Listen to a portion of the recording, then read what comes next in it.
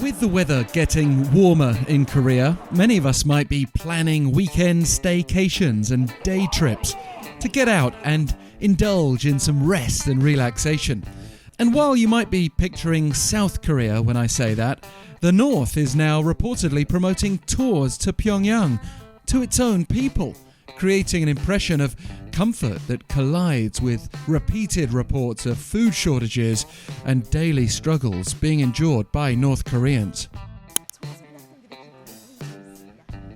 This is perhaps why so many people find it jarring to see images of carefree fun being had by so-called ordinary North Koreans at venues such as water parks. And Munsu Water Park, opened under leader Kim Jong-un a decade ago, is indeed one of the stops being offered as part of one-day tours to the capital city. Just think of the effort and resources needed to keep a water park operating safely. For North Koreans like this Munsu Water Park employee, it is a big deal.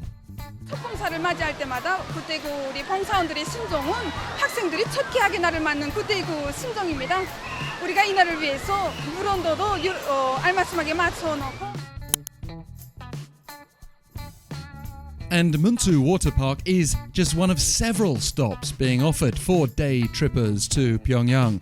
Also on the list we find another amusement park, Rungna People's Pleasure Ground, as well as diverse sites from the renowned scenery of Mount Ryongak to the tomb of King Dongmyong and its ancient history.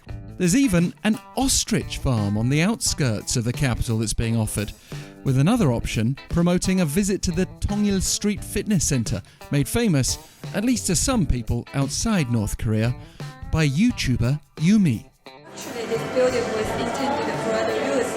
President Kim Jong-un turned it into a modern fitness center and personally named it Tongil Street Fitness Center. And North Korea's version of events is that this tour offering's going very well.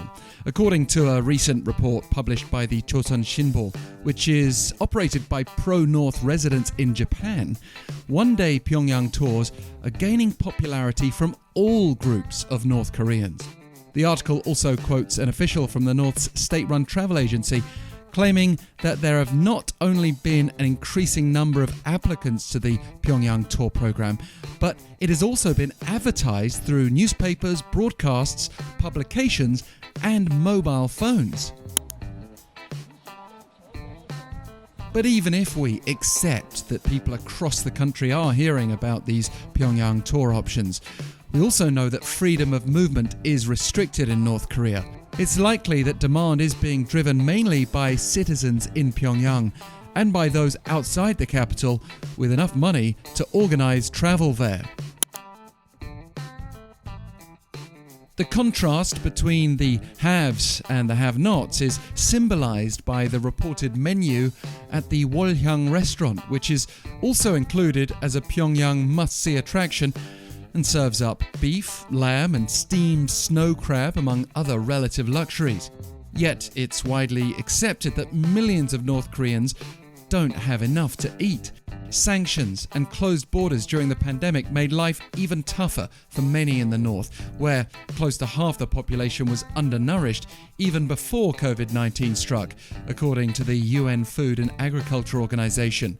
And North Korea itself made increasing grain output its number one policy goal among a dozen economic priorities for this year.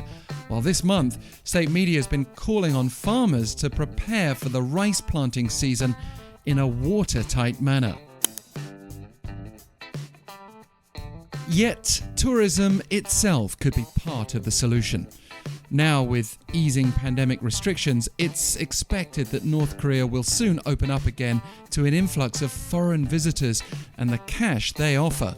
Reports suggest that could happen less than a month from now, based on what's being offered to travellers in China.